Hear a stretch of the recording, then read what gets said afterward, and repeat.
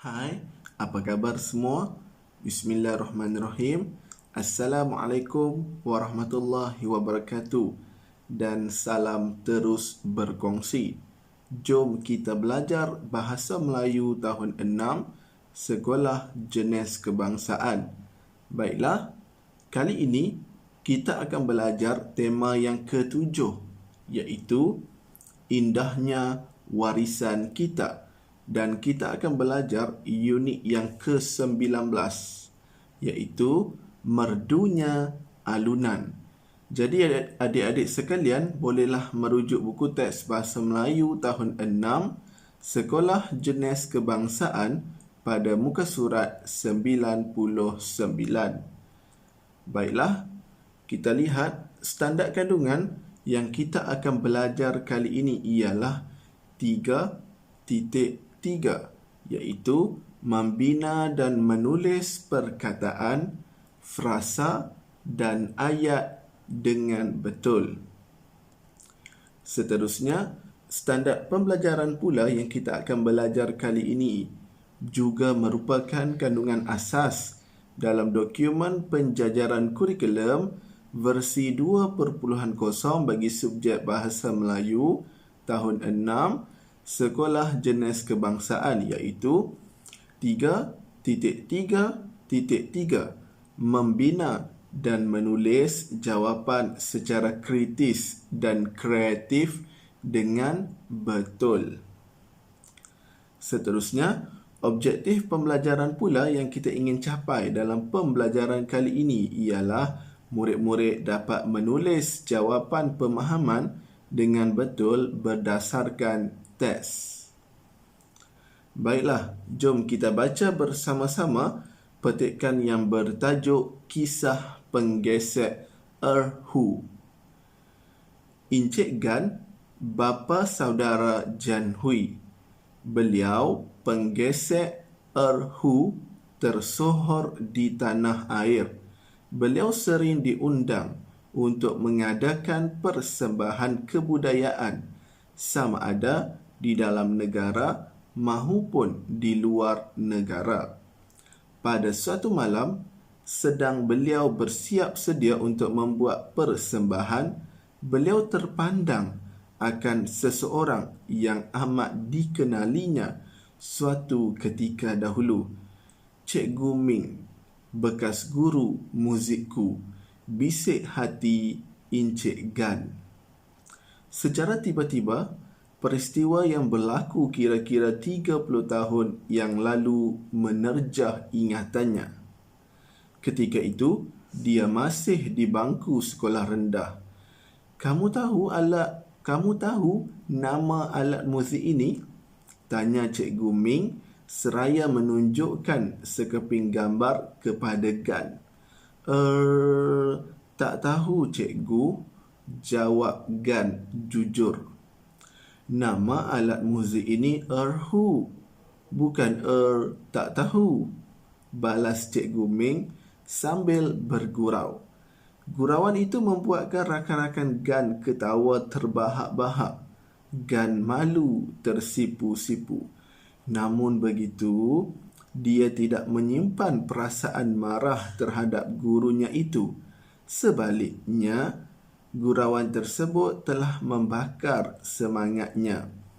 Bermula dari detik itulah berputiknya cita-cita Gan untuk menjadi penggesek erhu ternama.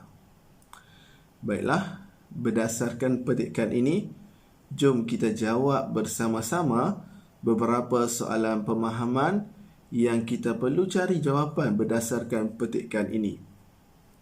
Baiklah, soalan pertama, siapakah Encik Gan? Jadi jawapan ini memang ada dalam petikan. Murid-murid ataupun adik-adik boleh cari, iaitu di mana?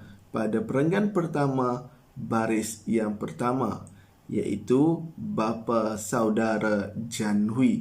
Jadi di sini cikgu nak ingatkan, untuk soalan pemahaman, kamu mestilah jawab dalam ayat yang lengkap agar kamu dapat markah yang sepatutnya.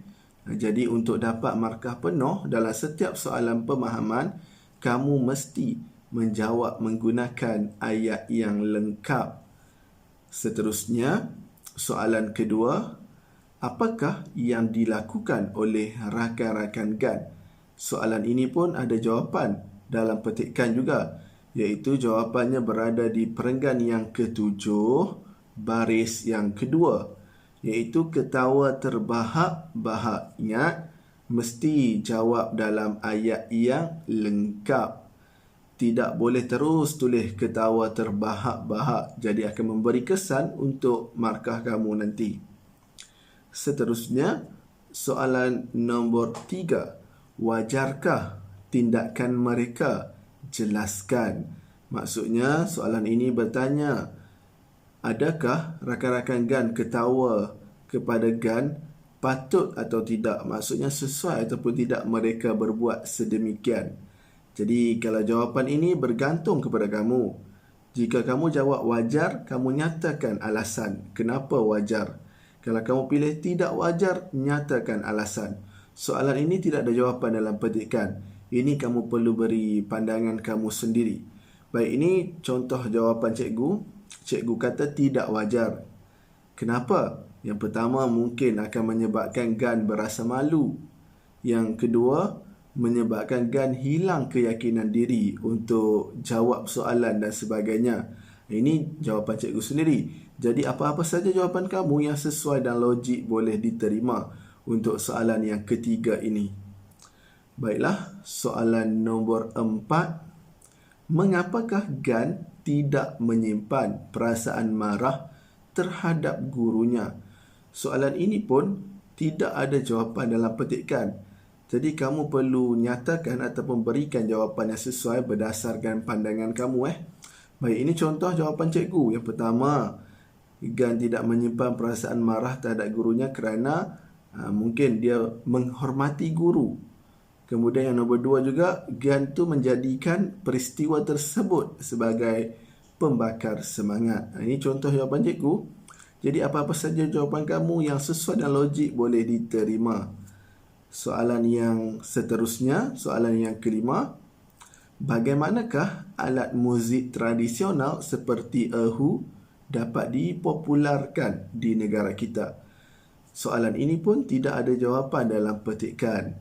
Ini kamu perlu beri pandangan kamu sendiri, iaitu cara-cara bagaimana kita nak jadikan alat muzik tradisional ini semakin popular di dalam negara kita. Contoh jawapan cikgu yang cikgu berikan, yang pertama, memperkenalkan di sekolah. Maksudnya, melibatkan murid-murid dan guru-guru di sekolah, mungkin adakan pertandingan, mungkin adakan persembahan. Jadi secara tak langsung, alat muzik tradisional seperti erhu ni akan mula kembali dipopularkan. Jawapan yang kedua, menganjurkan pertandingan. Jika ada pertandingan, barulah akan ada penggunaan alat muzik tersebut, yang mana akan menyebabkan kembali popular alat muzik tradisional ini.